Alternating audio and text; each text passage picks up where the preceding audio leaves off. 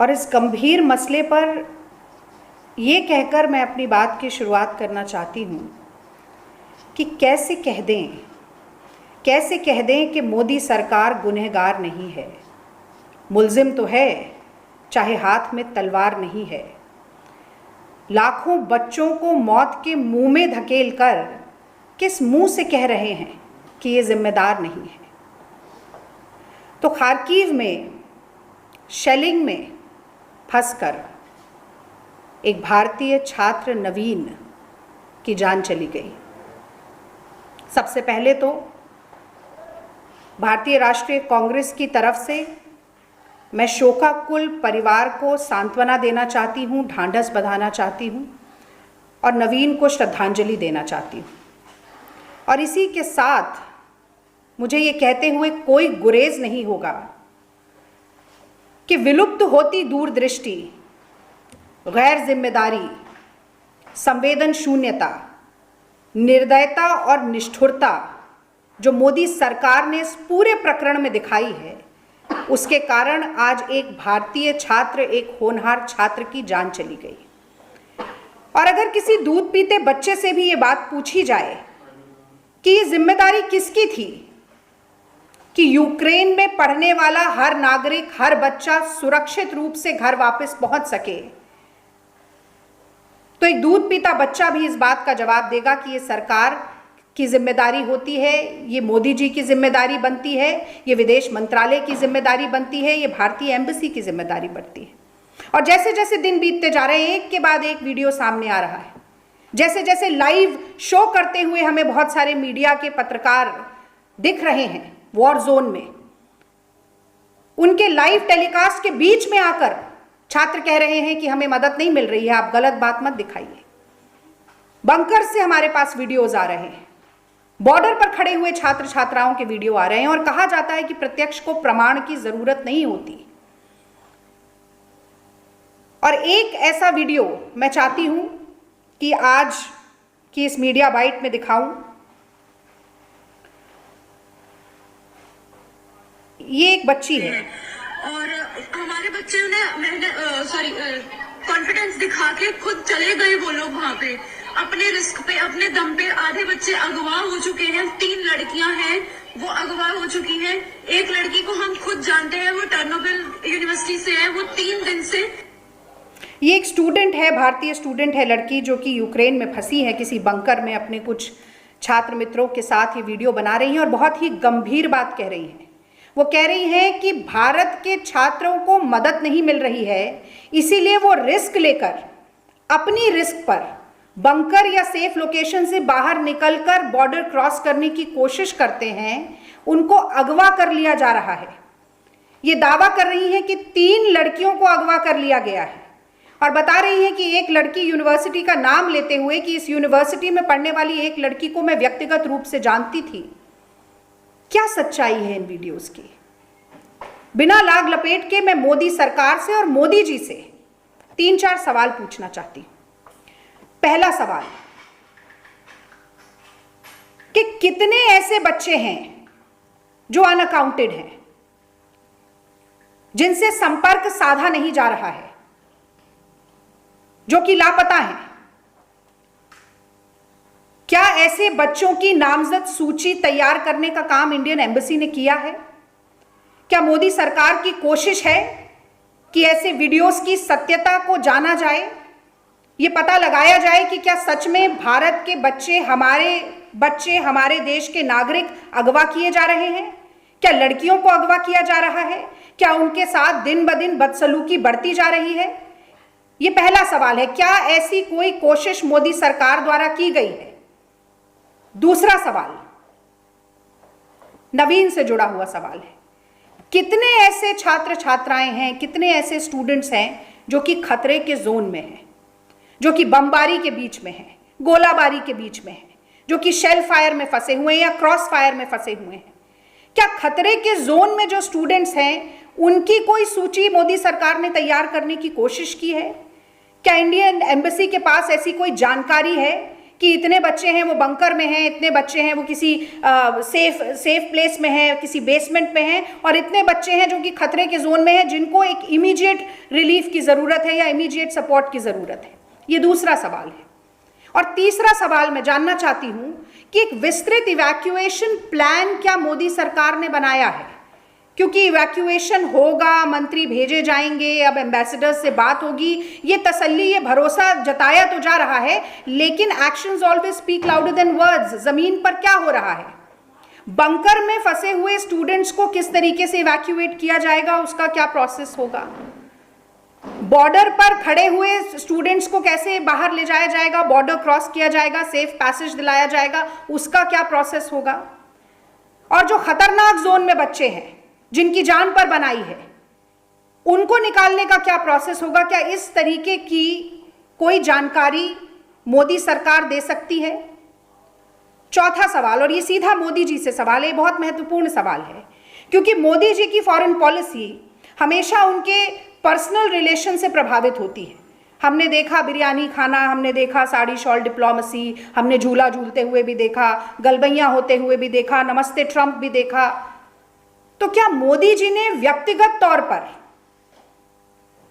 कोई महत्वपूर्ण कोशिश की है रशिया और यूक्रेन के हेड ऑफ द स्टेट से बात करने की, या सरकारों से बात करने की, कि हमारे स्टूडेंट्स को सेफ पैसेज मिले, कि उनकी आर्मी ये बदसलूकी बंद करे, ये बदतमीजी बंद करे, ये लातों से डंडों से पीटना, ये गन शॉट फायर करना, ये हमारे स्टूडेंट्स के ऊपर इस तरीके की ज्यादतियां बंद हो सके? क्या मोदी जी ने कोई पहल की है? और पांचवा सवाल, ये कहा जा रहा है, इंडियन एम्बेसी कह रही है कि हम बॉर्डर कंट्रीज से बात कर रहे हैं, जो बातचीत अमेरिका जैसे देश 1 महीना पहले पूरा कर चुके थे, ताकि कोई प्रायर अप्रूवल ना लेना पड़े उनके नागरिकों को बॉर्डर क्रॉस करते हुए। क्या इंडियन एम्बेसी ने हॉलैंड, पोलैंड, माफ कीजिए, हंगरी, पोलैंड या रोमानिया, किसी ऐसे देश से बात की है? किस देश से बात हो गई है? कौन सा ऐसा बॉर्डर है जहां से हमारे स्टूडेंट सेफ पैसेज के साथ सीमा लांघ सकते हैं, कर सकते हैं? क्या ऐसी कोई जानकारी विदेश मंत्रालय के पास है, इंडियन एम्बेसी के पास है? और अगर इन पांचों में से कोई कार्रवाई नहीं की गई है, कोई सूची नहीं बनाई गई है, कोई विस्तृत इवैक्यूएशन प्लान नहीं है, मोदी जी ने केवल वोट की अपील करने के अलावा रशिया और यूक्रेन से कोई अपील नहीं की है अपने स्टूडेंट्स के लिए, तो मैं समझती हूं कि चाहे नमामि गंगे हो या ऑपरेशन गंगा हो,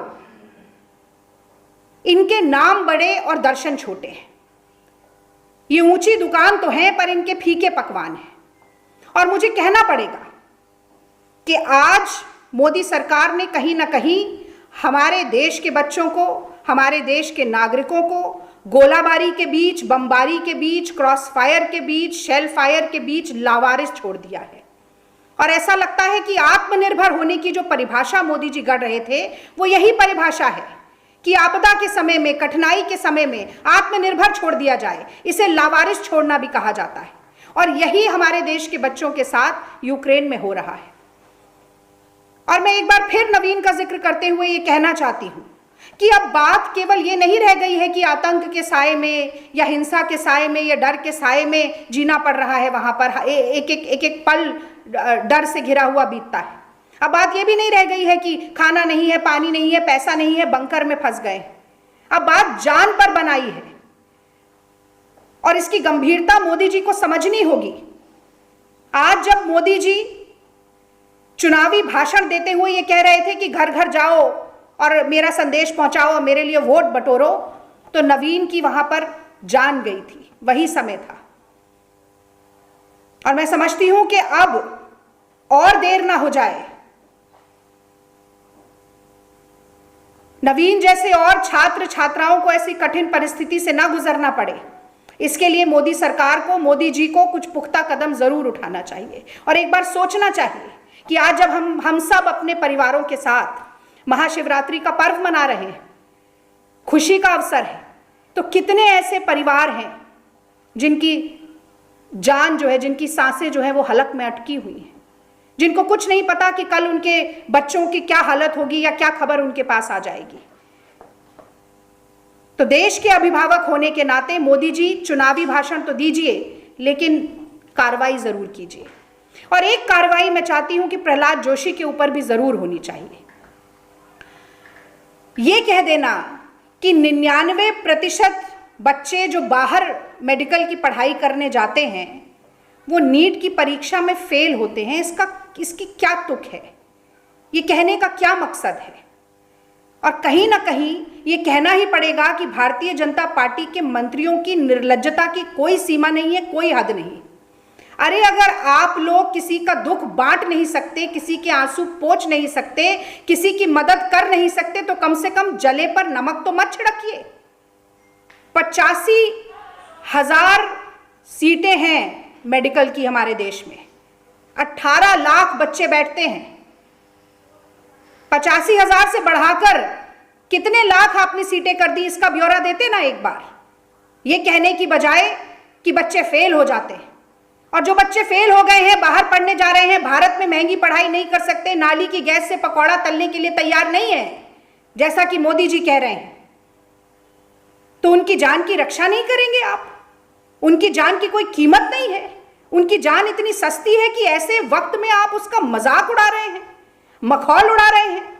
मैं समझती हूं ऐसे बयान की जितनी भी निंदा की जाए, जितनी भी भर्त्सना की जाए, वो कम है। और मोदी जी को स्वयं आगे आकर माफी मांगनी चाहिए, प्रहलाद जोशी को माफी मांगनी चाहिए, और ये सुनिश्चित करना चाहिए कि इस तरह के अपमानजनक बयानबाजी पूरी तरह से बंद हो। और ये एक लंबी प्रक्रिया जो शुरू हो गई है, एक के बाद एक निकलकर आप अपनी विफलताओं का ठीकरा किसी और के सर पर फोड़ रहे हैं, ये भी बंद होना चाहिए। ऑप्टिक्स नहीं, आउटकम चाहिए, नजारे नहीं, नतीजे चाहिए। 100 बच्चे आते हैं, आप फोटो खिंचवा रहे हैं, फोटो अपॉर्चुनिटी कर रहे हैं, जरूर करिए, लेकिन 20,000 बच्चे जो फंसे हुए हैं उनको जल्द से जल्द निकालने की कवायद भी शुरू करिए।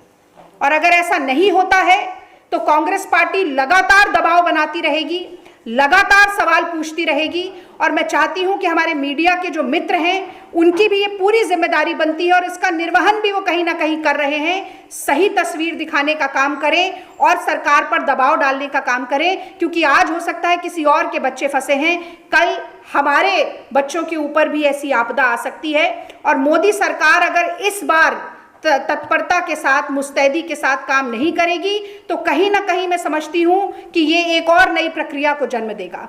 तो बहुत जरूरी है कि उन बच्चों को वापस लाया जाए। और ये जो 5 सवाल आज मैंने पूछे हैं, मैं जल्दी से एक बार फिर इनको दोहराना चाहूंगी। और वो 5 सवाल की नामजद सूची, कितने विद्यार्थी, कितने स्टूडेंट्स लापता हैं, नामजद सूची, कितने विद्यार्थी, कितने स्टूडेंट्स खतरे के जोन में हैं, डेंजर जोन में हैं, क्या किस तरीके का एक विस्तृत इवैक्यूएशन प्लान है, क्या मोदी जी ने स्वयं कोई पहल, कोई कोशिश की है कि वो बातचीत करें रशिया और यूक्रेन के साथ, क्या इंडियन एम्बेसी किसी भी बॉर्डर स्टेट से बातचीत करने में कामयाब हुई है? ये सारी जानकारी आज सार्वजनिक करना, माता पिता को ये जानकारी मिलना, बच्चों को ये जानकारी मिलना, और भारत के हर नागरिक को ये जानकारी मिलना बहुत जरूरी है, और ये मोदी सरकार का कर्तव्य है।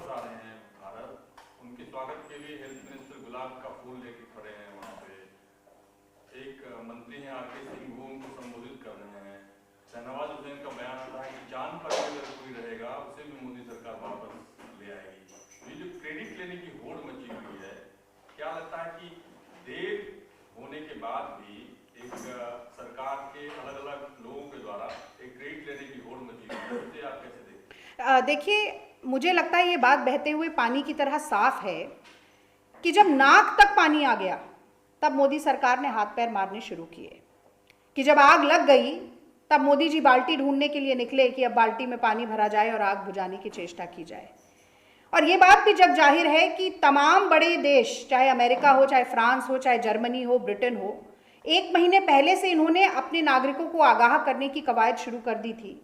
और यही नहीं, जो बॉर्डर कंट्रीज हैं उनसे बातचीत करने की कवायद शुरू कर दी थी, ताकि बिना अप्रूवल के उनके देश के लोग पहले से पहुंच जाएं। और बहुत सारे वीडियोस जो सामने आए हैं उनमें ये तक कहा गया है कि पाकिस्तान भी अपने स्टूडेंट्स को बहुत हद तक बॉर्डर क्रॉस करवाने में, पोलैंड के बॉर्डर से सेफ पैसेज दिलवाने में कामयाब रहा है। तो ये इन तमाम विफलताओं को ढांकने के लिए मुझे लगता है कि गाल बजाने का काम करना ज़रूरी हो जाता है मोदी सरकार के लिए, और वही वो कर रही है। दूसरे के गाल लाल हैं तो अपने को तमाचा मार के भी लाल करेंगे, और वही देखने को मिल रहा है। और ये बात मुझे लगता है बहुत सारी चीज़ें जो हैं, बहुत सारे मुद्दे ऐसे होते हैं जो राजनीतिक नफ़े नुकसान से परे हैं, और मुझे लगता है 20,000 छात्रों की ज़िंदगी बचाना भी उस राजनीतिक नफ़े नुकसान से परे बात है। तो ये श्रेय बटोरना चाहे बटोर लें, उससे कोई मुझे आपत्ति नहीं है, ना कांग्रेस पार्टी को आपत्ति है। लेकिन वो 20,000 छात्र जीवित वापस आ जाएं। मैंने कल भी ये बात कही कि घर वापसी घर वापसी घर वापसी का राग अलापने वाले अब उन 20,000 छात्र छात्राओं की सुरक्षित घर वापसी मोदी जी करवा दें, मोदी जी के मंत्री करवा दें।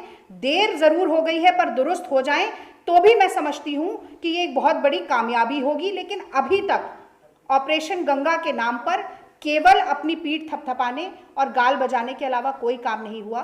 और जैसा कि मैंने कहा कि अगर मोदी जी खाली टनल में भी हाथ हिला सकते हैं तो उनके लिए नज़ारे बहुत महत्वपूर्ण हैं।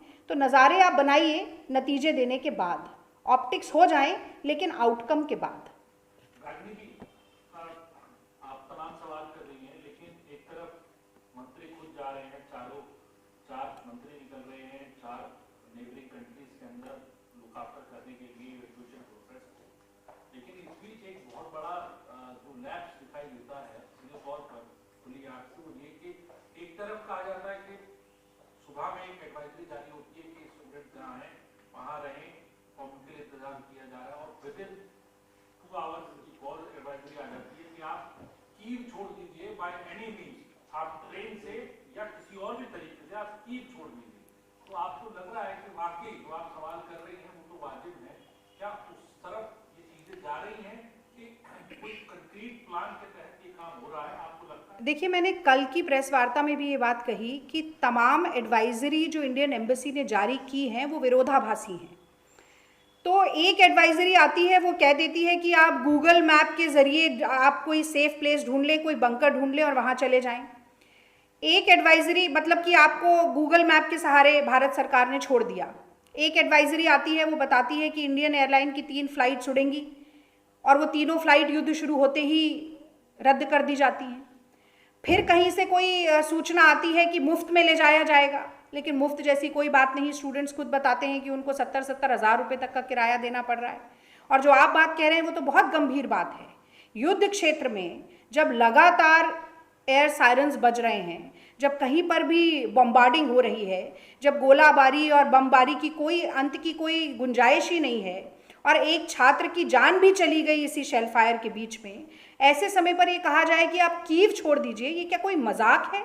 कैसे कीव छोड़ दिया जाए? कभी आप कहते हैं कि गूगल मैप के जरिए आप बंकर में छुप जाइए, कभी आप कहते हैं कि आप खुद आत्मनिर्भर होकर निकल पड़िए बमबारी के बीच में और जाकर आप राजधानी को छोड़कर कहीं और चले जाइए। जो बच्चे किसी भी तरह से कीव छोड़कर बॉर्डर तक पहुंचने की कोशिश करके सफल हो पाते हैं तो बॉर्डर पर उनको लाते जमाती है पुलिस, और उसके बाद गन शॉट फायर होते हैं। वहां पर कह दिया जाता है कि आप रोमानिया के बॉर्डर पर चले जाइए। तो ये क्या मोदी जी को ये सब कुछ मजाक लग रहा है? और एक ऐसे ही अपने आप को युग पुरुष कहने वाले मोदी जी क्या इतना भी नहीं समझ पाए पिछले 1 महीने में कि यूक्रेन और रशिया के बीच में कैसी तनाव की स्थिति बढ़ रही है और युद्ध होने वाला है, कि सब कुछ मैंने जैसा कि कहा कि नाक तक पानी आने तक वो रुके रहे, बैठे रहे, और अब केवल एक नीजर्क रिएक्शन देते हुए और कहीं ना कहीं अपनी फजीहत को बचाने के लिए ये कर रहे हैं कि हम मंत्री भेज दें, हम संतरी भेज दें, हम ऑपरेशन गंगा शुरू कर रहे हैं। अरे एक बच्चे की जान चली गई, कितने बच्चे हमें पता नहीं है कि वहां से बचकर वापस आ पाएंगे। रोज खबर आ रही है कि कुछ छात्र छात्राएं अगवा हो रहे हैं, पता चल रहा है कुछ लापता हो रहे हैं, और मोदी जी का मंत्रालय जो है वो यहाँ पर एडवाइजरी दे रहा है कि आप निकल जाइए कीव में।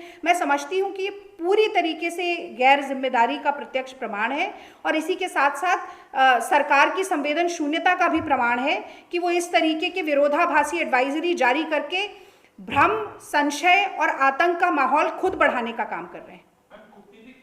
आपको लगता है क्योंकि वहां पर अगर एडवाइजरी इंडियन एम्बेसी जारी कर रही है तो क्या सिंक्रोनाइजेशन जो वहां पे लोकल अथॉरिटीज हैं, जो यूक्रेनियन गवर्नमेंट है, उसके साथ क्या सिंक्रोनाइजेशन बिल्कुल साफ तौर पे लग रहा है कि नहीं है? ये एक कूटनीतिक फेल्यूर है या नहीं? ये रशिया भी अब जो अटैक कर रहा है, रशिया तो जैसे आपने कहा मांग तो उठाई आपने कि अप्रोच करे वहां पे कि सेफ पैसेज हो, लेकिन क्या आपको नहीं लग रहा कि वो भी पूरा सिस्टम कोलैप्स है क्योंकि वहां लोकल अथॉरिटीज कुछ भी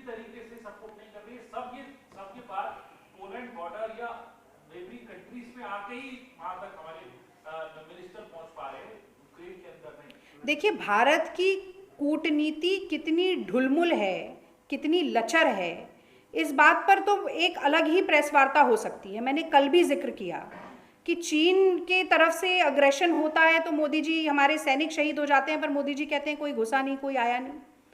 आप साड़ी शॉल डिप्लोमेसी करके आते हैं, रेड कार्पेट वेलकम ISI को देते हैं, और उसके बाद क्या होता है, हम पर ही इल्ज़ाम लगा दिया जाता है। और लगातार आप अपने पर्सनल अप्रोच को से फॉरेन पॉलिसी को प्रभावित करने की कोशिश करते हैं और हमें मुंह की खानी पड़ती है।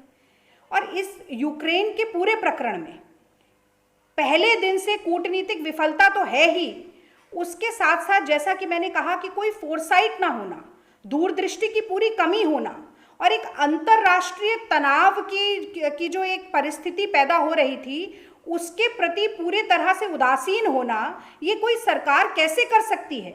और ये जानते हुए कि हमारे देश के हजारों बच्चे हर साल यूक्रेन जाते हैं पढ़ने के लिए, ये कोई ऐसी बात नहीं है जो आज पता चली है। और आपकी बात बिल्कुल ठीक है कि एक जो लोकल लेवल पर सिंक्रोनाइजेशन या कोऑर्डिनेशन होना चाहिए था वो भी नहीं है। और जैसा कि मैंने कहा कि ये नीजर्क रिएक्शन देने के लिए मजबूर होती है सरकार, क्योंकि सुनियोजित तरीके से, सुव्यवस्थित तरीके से भारत के नागरिकों को वापस लाने की कोई तैयारी की ही नहीं गई। इसीलिए मैंने कल पूरा एक ब्यौरा दिया था, एक पूरी क्रोनोलॉजी समझाई थी कि किस तरह से 1 महीने पहले जो सारे देशों ने एडवाइजरी जारी की, अपने नागरिकों के बारे में जानकारी इकट्ठा की कि कौन किस यूनिवर्सिटी में है, कहाँ पहुँचा है, क्या लोकेशन है, वो हमने 1 महीने बाद पूरी प्रक्रिया शुरू की। और इसी का नतीजा है कि हम धीरे धीरे करके ऐसी कगार पर पहुँच गए कि आज वहाँ के बच्चे भी ये सवाल पूछ रहे हैं कि मोदी जी कहाँ हैं, और सिर्फ इंडियन सिटीजन से क्यों फंसे हैं, बाकी नागरिक कैसे निकाल दिए गए, हमारे पड़ोसी देश तक नागरिकों को निकालने में, सेफ पैसेज दिलवाने में कैसे सक्षम हो गए।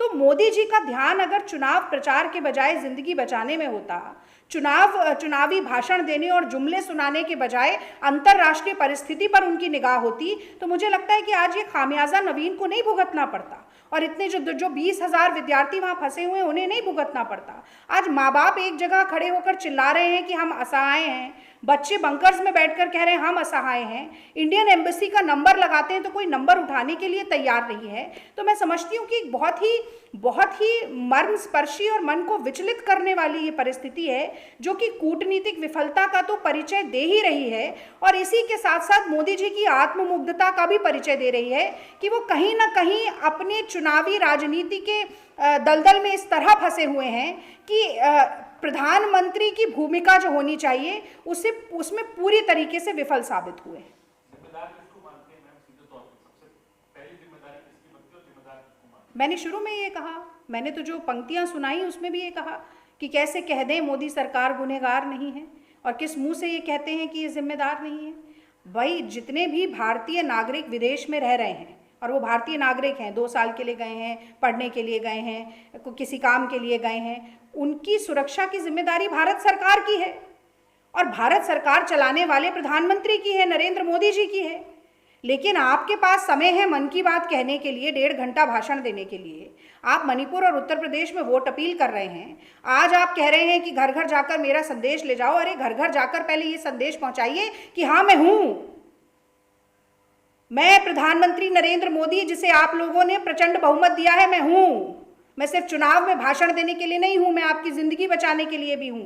ये नरेंद्र मोदी जी को कहना चाहिए था, हर रैली से, हर ट्वीट से, हर सोशल मीडिया से लेके, इलेक्ट्रॉनिक मीडिया से लेकर हर माध्यम के जरिए ये लोगों को बताना चाहिए था कि मैं हूं आपके लिए। और अगर नरेंद्र मोदी ये नहीं कर पाए हैं, अगर इतना भय है, इतनी कंफ्यूजन है, इतना भ्रम है, तो इसकी जिम्मेदारी सिर्फ और सिर्फ नरेंद्र मोदी जी की है, उनकी सरकार की है। और तो किसी देश को अपने मंत्री नहीं भेजने पड़े बच्चों को सेफ पैसेज दिलवाने के लिए, हमें क्यों भेजने पड़ रहे हैं? ये सवाल पूछा जाना चाहिए ना मोदी जी से। आपको क्यों जरूरत पड़ रही है कि आपके मंत्री वहां जाकर बैठे? क्यों जरूरत पड़ रही है कि कांग्रेस पार्टी बार बार प्रेस ब्रीफिंग करके ये सवाल पूछे? इन सवालों के जवाब तो आपको खुद देने चाहिए थे, आपको आना चाहिए था। जैसे कि आप आते हैं रात को 8 बजे सूचनाएं देने के लिए, आपको कहना चाहिए था कि ये सूची तैयार है, ये इतने बच्चे हैं जो वो खतरनाक जोन में हैं, इतने बच्चे इन बंकर्स में हैं, इतने बच्चे इन बंकर्स में हैं, और हम इनकी सेफ पैसेज के लिए, हम इनकी घर वापसी के लिए कोशिश कर रहे हैं।